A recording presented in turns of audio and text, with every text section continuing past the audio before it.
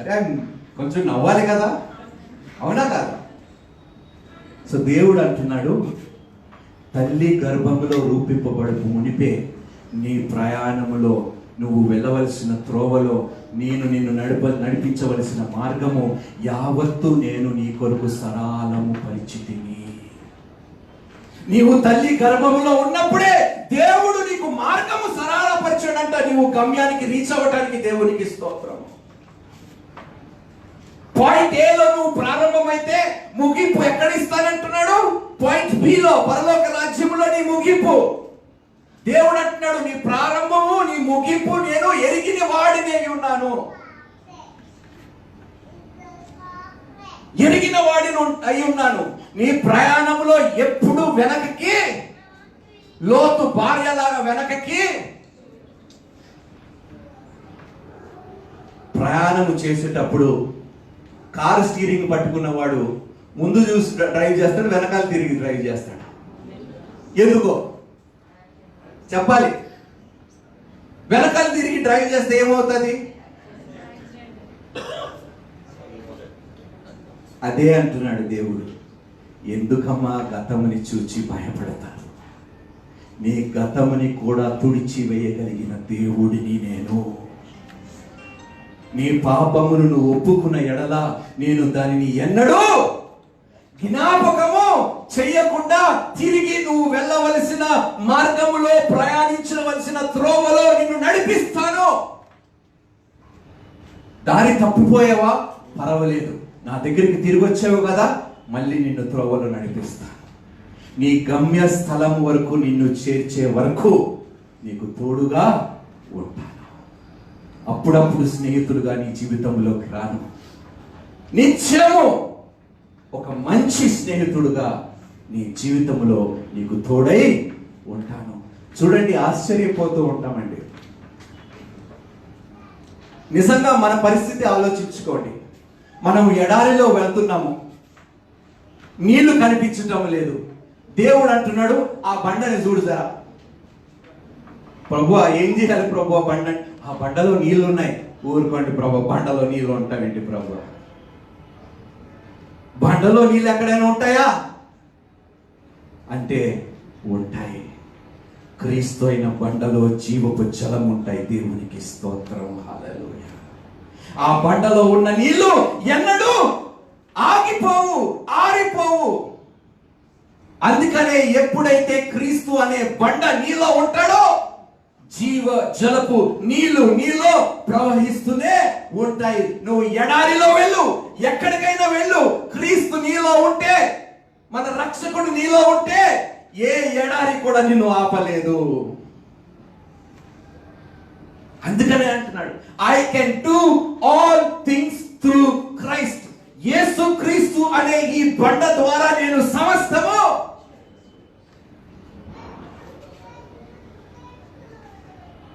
తిండి లేకుండా అల్లాడిపోయారు వారు.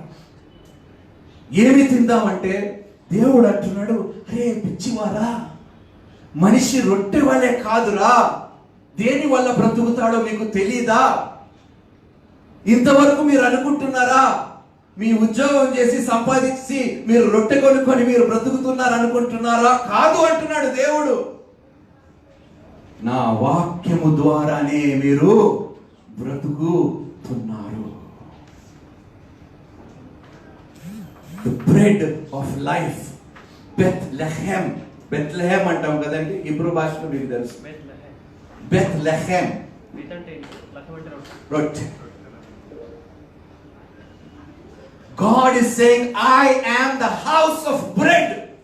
నేనే జీవ ఆహారమును.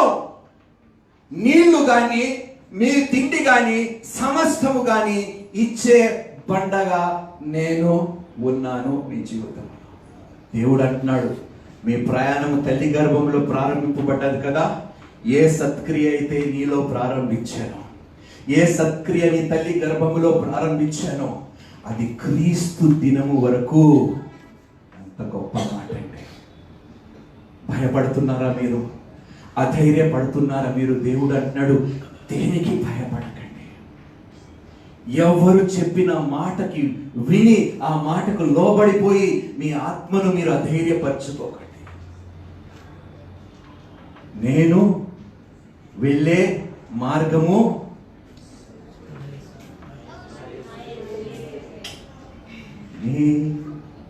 వెళ్ళే మార్గము నా యేసుకే. మళ్ళీ పాడండి. నేను వెళ్ళే మార్గము నా యేసుకే తెలియును. యేసుక్రీస్తుకు తెలుసమ్మా. దారి తెలిసిన వాడితో మీరు వెళతారా? దారి తెలియని వాడితో మీరు వెళతారా ప్రయాణంలో? ఇప్పుడైతే జీపీఎస్లు వచ్చాయి, నాకు ఫ్రెండ్స్ అవసరం లేదు, అవునా కాదా? కానీ ఎల్లప్పుడూ నాకు మార్గము చూపించే, దారి చూపించే, నేను తప్పిపోకుండా వెళ్ళవలసిన త్రోవలో వెళ్ళనట్టు ఉండగా ఆ దేవుడు నాకు తోడుగా ఉంటాడు, విడిచిపెట్టడంట. నువ్వు లోయలో వెళ్ళిపోయావా, అక్కడ కూడా వస్తాడంట. ఏం చేస్తాడు? లోయలో వచ్చి నిన్ను బయటికి తీసుకొస్తాడు. నీ పాదము రాళ్ళకి త్రొట్టిల్లివ్వకుండా దూతలని ఆజ్ఞాపిస్తాడంట నీ స్నేహితుడు. హల్లెలూయా.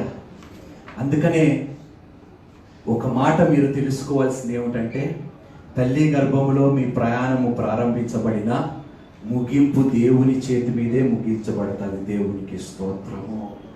ఈ మార్గంలో ఎన్ని ఆటంకాలు ఉన్నా కూడా దాన్ని జయించే శక్తి దేవుడు మీకు మీ ప్రయాణంలో మీకు కలుగ చేస్తాడండి. Point A to point B. సింపుల్గా ఐగుప్తు నుండి కానాను దేశానికి వెళ్ళటానికి ఎన్ని రోజులు కావాలి చెప్పండి? 11 రోజులు. ఎన్ని సంవత్సరాలు పట్టింది? ఎందుకు చెప్పాలి? ఎందుకు? ఇవన్నీ రాయబడి ఉన్నాయండి. Stages in Israel's journey. ఒకసారి 33వ అధ్యాయం 1వ వచనం చదవండి. మోషే హరోనుల వలన తమ తమ సేనల చొప్పున. నవ్వుదామండి. అక్కడ సేనల, ఎక్కడ సేనలండి? బానిసలుగా కదా వారు బ్రతికింది అక్కడ. 200 సంవత్సరములు పైగా కత్తి పట్టుకోలేదు, బాణాలు పట్టుకోలేదు, యుద్ధానికి వెళ్ళలేదు. కానీ దేవుడు అంటున్నాడు, నీకు తెలియకపోవచ్చు నీ గమ్యం ఏంటో, నువ్వు ఎవరో, కానీ దేవుడికి నీ గురించి సమస్తము తెలుసు. కాబట్టి వారు యుద్ధానికి బయలుదేరక మునిపే, యుద్ధానికి సిద్ధపడక మునిపే దేవుడు వారిని ఏమని పిలిచాడో తెలుసా? సైన్యము అని పిలిచాడు. సైన్యములకు అధిపతి అవు. బానిసలుగా ఉన్న వారిని దేవుడు ఏం పిలుస్తున్నాడు? బానిసలుగా ఉన్న మనల్ని రాజులైన యాజక సమూహం అని అవ్వకముందే దేవుడు మనల్ని పిలిచి తన యొద్దకి రప్పించుకున్నాడు, రమ్మనుచున్నాడు. ప్రియ యేసు, లెమ్ము, తేజరిల్లము, రాజులైన యాజక సమూహము లెమ్ము. నేను రాజునేంటి ప్రభువా, నేను యాజకుడినేంటి ప్రభువా, చేస్తాను కదా అంటున్నాడు. నిరీక్షణ కలిగి ఉండండి. నీవు నడవవలసిన త్రోవలో నేను నడిపిస్తాను, రాజుగా నిన్ను నియమిస్తాను, అప్పు ఇచ్చేవాడిగా చేస్తాను, ఏలేవాడిగా ఆధిక్యతను నీకు ఇస్తాను, నీ మార్గము నేను ముందు వెళ్ళి సరళపరుస్తాను. భయపడకు, నువ్వు వెళ్ళవలసిన త్రోవలో ధైర్యముగా వెళ్ళు, వెనక్కి తిరగకు అంటున్నాడు దేవుడు. Don't look back. కుడి తట్టు చూడద్దంటున్నాడు, ఎడమ తట్టు చూడద్దంటున్నాడు. పరలోక రాజ్యమే నీ గురి, దాన్ని చూడు. పైనున్న వాటి మీద మీరు దృష్టి. కొలొస్సీయులకు రాసిన పత్రిక 3వ అధ్యాయంలో అంటాడు, పైనున్న వాటినే. కానీ మనం ఏం వెతుకుతున్నాం? నా జేబులో ఎంత డబ్బులు ఉన్నాయి, నా పర్సులో కార్డులో ఎంత వాల్యూ ఉన్నదో, నా సెల్ ఫోన్లో బ్యాలెన్స్లు ఎన్ని ఉన్నాయో. ఏమిటండి ఇది చూసి అధైర్యపడిపోవడం. ప్రభు 100 రూపాయలే ఉన్నాయి ప్రభు, రేపు ఏం జరుగుతుందో లేదో నాకు తెలియదు ప్రభు. దేవుడు నా పక్షమునుండుగా. చెప్పండి. ఎస్. ఆర్థిక విరోధి, అసమానత విరోధి, అశాంతి విరోధి, ఏ విరోధి కూడా నీ యొద్ద నిలబడదు. దేవుడు నీ పక్షం ఉండగా దేవునికి ఇష్టం. దేవుడు విడిచిపెడతానన్నాడా మీరు వెళ్తున్న త్రోవలో? కానీ దేవుడు ఏమంటున్నాడంటే, నేను నడిపిస్తాను, అంతము దాకా సహించు, ఓర్పు సహనము కలిగి ఉండు. నీ ఓర్పుని, నీ సహనాన్ని నువ్వు కోల్పోతే నేను నిన్ను నడిపించలేను నాన్న, నడిపించలేను తల్లి అని దేవుడు చెప్తున్నాడు. కాస్త ఓర్చుకోనా, గమ్యము చాలా దగ్గరగా ఉన్నది. You are so close to the finishing race. మధ్యలో don't give up, don't give up this race. నాకు తెలుసు నీకు బలము సరిపోవటం లేదు, కానీ నీకు బలముగా నేనున్నాను, నీ బలము నేనై ఉన్నాను. ఆపేయకు నాన్న, నీ ప్రయాణము మధ్యలో నేను ఆపేయొద్దంటున్నాడు దేవుడు. వెళ్ళు, వెనకకు తిరగకు, ముందుకు వెళ్ళు. ఎందుకో తెలుసా? యుద్ధము నీ కన్నా ముందు వెళ్ళి యుద్ధము చేస్తాను, మార్గము సరళపరుస్తాను, ప్రతి ఆటంకమని నీ ప్రయాణములో నేను తొలగిస్తాను అంటున్నాడు. అధైర్యపడకండి.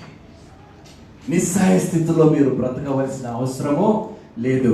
నీ దుఃఖమును చెప్పాలి, నీ దుఃఖమును, నువ్వు వెళ్తున్న మార్గములో నీకు దుఃఖం ఉందా? దేవుడు అంటున్నాడు, భయపడకుడి, నాట్యముగా నేను దాన్ని మారుస్తాను. గంతులేస్తారు మీరు, దేవుడు నా శ్రమలన్నిటిలో నుండి నన్ను విడిపించాడు అని అనిపించేలాగా మీ ప్రయాణంలో నేను చేస్తాను అని దేవుడు సెలవిస్తున్నాడు. మీ పరిస్థితుల్ని చూచి మీరు భయపడవలసింది కాదు, దేవుణ్ణి చూచి మీరు ధైర్యపడాలి. అందుకనే దేవుడు అంటున్నాడు, పిరికి ఆత్మను నేను మీకు ఇవ్వలేదు. మీ ప్రయాణము భయంకరమైనది నాకు తెలుసు. అనేక శోధనలు, శ్రమలు, అవమానములు, నిందలు నీ యొక్క మార్గములో వస్తాయి. తిండి లేని పరిస్థితులు వస్తాయి, ఎడారు పరిస్థితులు వస్తాయి. ఏ పరిస్థితుల్లోనైనా నేను నీకు తోడుగా ఉంటాను. అందుకనే యేసు అంటున్నాడు, నేనే మార్గము, నేనే జీవము, నేనే సత్యము, నా మాట నమ్మండి అంటున్నాడు యేసుక్రీస్తు ప్రభు. నేను ఆ మార్గములో నడిచి ఆ ముళ్ళులు అన్ని నా నెత్తి మీద వేసుకొని ఆ మార్గములో మీకు దెబ్బలు తగులుతాయని తెలిసి ముందే నా శరీరం మీద ఆ దెబ్బలు నేను తిని గాయపడి అన్ని అవమానాలు నేను నా మీద మోపుకొని, మీ యావత్తు పాప భారము నా మీద మోపుకొని మిమ్మల్ని స్వతంత్రులుగా చేశాను. మీరు ధైర్యముగా వెళ్ళండి. మీరు వెళ్ళవలసిన మార్గంలో, మీ ప్రయాణములో దుష్టుడు ఎంత మీకు ఆటంకము సృష్టించినా వాడికన్నా గొప్పవాడు మీకు తోడై ఉన్నాడని ఒక్క మాట నా సహోదరి జ్ఞాపకము చేసుకోండి. దేవుడు అంటున్నాడు, yes, your journey has not been easy. నీ ప్రయాణము పుట్టినప్పుడు నుండి ఇప్పటి వరకు కష్టముతో కూడిపోయిందని నువ్వు అనుకుంటున్నావు. కానీ దేవుడు అంటున్నాడు, I will turn your morning into dancing, your సారో, ఇదిగో ఉదయము నీకు సంతోషము. పేదరు అన్నాడు, రాత్రి అంతా కష్టపడ్డాము ప్రభువా, ఒక్క చేప కూడా పట్టుకోలేకపోయాం. ఉదయం దేవుడు వచ్చాడు, వల వేయి అన్నాడు. రాత్రి దుఃఖము పొద్దునికి దేవునికి స్తోత్రం. దేవుడు అంటున్నాడు, నీ దుఃఖమును నేను తుడిచివేయటానికి నేను వచ్చాను, నీ మార్గములో తోడుగా ఉండటానికి, ప్రతి ఆటంకమును, ప్రతి ఇబ్బంది నుండి తొలగించడానికి నేను ఈ లోకములోకి నేను వచ్చి ఉన్నాను. నీ మార్గములో నీకు తోడుగా. నాకు తెలుసు ఎంత కష్టపడుతున్నారు మీరు, ఎన్ని శ్రమలు మీరు అనుభవిస్తున్నారు, ఎన్ని శోధనలు, ఎన్ని చీకటి సంబంధమైన శక్తులతో మీరు పోరాడుచున్నారో నాకు తెలుసు. మీకు బలం సరిపోవటం లేదు మీ ప్రయాణంలో. అందుకని దేవుడు అంటున్నాడు, మిమ్మల్ని అనాథగా విడవకుండా నా ఆత్మను నేను మీకు ఆదరణకర్తను. ఆయన వెళ్ళిపోయినప్పుడు మనల్ని విడిచిపెట్టి వెళ్ళిపోలేదంట. మనం అంటానికి కూడా ఏమీ లేదు. నీకేంటి ప్రభువా, నువ్వు చేయవలసింది చేసి పరలోకానికి వెళ్ళిపోయావు, మా పరిస్థితి ఏమిటి అంటే, లేదు నాన్న, మిమ్మల్ని అనాథులుగా విడిచిపెట్టడానికి నేను రాలేదు, వెళ్ళిపోలేదు. నా ఆదరణకర్తను, నా ఆత్మను మీకు తోడుగా ఇచ్చి ఉన్నాను. అదే మీ చివరి గమ్యం వరకు మిమ్మల్ని మీ ప్రయాణంలో తోడుగా ఉండి మీ గమ్యాన్ని చేర్చులాగా ఆ ఆత్మ చేస్తుంది. నమ్మండి నన్ను అంటున్నాను. ఎన్ని అద్భుతమైన ప్రయాణాలు వారు చేశారంటే, మనం కొన్ని విషయాలు జ్ఞాపకం చేసుకుందాం. వెళుతూ వెళుతూ వారు ఏమన్నారు? తిండి లేదన్నారు. తిండి దొరికిందా? చెప్పండి, తిండి దొరికిందా? దేవుడు అంటున్నాడు, అమ్మా